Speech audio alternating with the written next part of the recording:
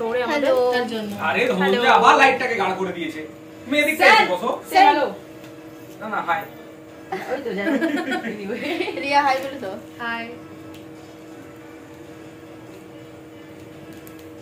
Hello viewers, welcome back to my another blog. তো তোমাদের সবাইকে আমার চ্যানেলে অনেক অনেক স্বাগত। তো তোমরা সবাই কেমন আছো? আশা করি ভালো আছো, আর আমি তো ভালো আছি। তো যাই হোক, সরস্বতী পুজোর ভিডিওটা তোমাদের সাথে শেয়ার করা হয়নি, সেজন্য ভাবলাম আজকে শেয়ার করি।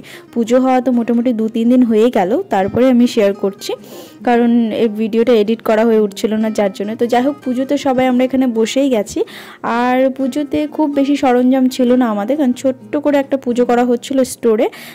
যদিও বা আমাদের অনেক কিছুই অ্যালাউ নেই বলতে পুজো করা অ্যালাউ আছে, কিন্তু ওই ধরো ধূপকাঠি বা প্রদীপ জ্বালানো সেগুলো নেই, কারণ স্মোক ডিটেক্টর রয়েছে। একটা পরিমাণের বেশি যদি ধোঁয়া হয় তাহলে তো কিছু একটা প্রবলেম হয়ে যাবে। তো যাই হোক, সেই ব্যাপারটা আর বলছি না। তো এখানে ছোট্ট করে একটা ঠাকুর ঘর বানানো হয়েছে, মানে ব্যাক অফিসে খুব সুন্দর করে একটা মন্দির বানানো হয়েছে, আর সেখানেই আমরা সব কিছু রেডি করে নিয়ে বসেছি। যদিও বা পুজো করতে অনেক দেরি হয়ে গেল, পুরোহিত মশাই আসতে অনেক লেট করে ফেলেছে, 2টোর সময়ে চলে এসেছে। তো সেই জন্য আগে থেকে আমরা রেডি হয়ে বসেছিলাম যে কখন আসবে। তবু আমরা অনেকজন ছিলাম না একসাথে, কয়েকজনই ছিলাম, কারণ স্টোরের সবাই যদি একসাথে থাকতাম তাহলে হয়তো ঘরটাতে আর জায়গা হতো না।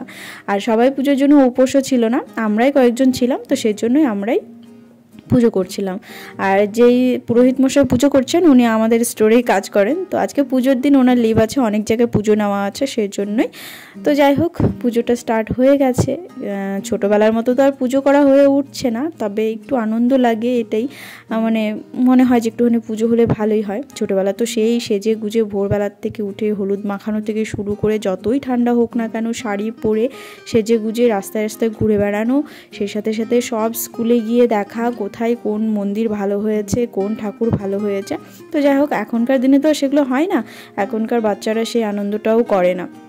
মানে আগেকার দিনে যা আমরা করতাম, আর আগে আমরা কুল খেতাম না, মানে পুজো হওয়ার আগে আমাদের কুল খাওয়া নিষিদ্ধ। তো যাই হোক, আমরা কুল খেতাম না। তো সেই দিনগুলো সত্যি ভীষণ মিস করি। তো আমাদের পুজো হয়েও গেছে, আমি সবাইকে এখন মানে প্রসাদ দেবো, তো সবাইকে ডেকে নিচ্ছি, সবাইকে এই ফানজনেই দেবো যেখানে আমরা খাওয়া দাওয়া করি, তো সেখানে নিয়ে যাচ্ছি পুজোর প্রসাদ। পুজোটা ছোটোখাটোর মধ্যে ভালোই হলো, সব স্যাররা মিলে আমরা মিলে। তো খাওয়ার মেনু ছিল খিচুড়ি।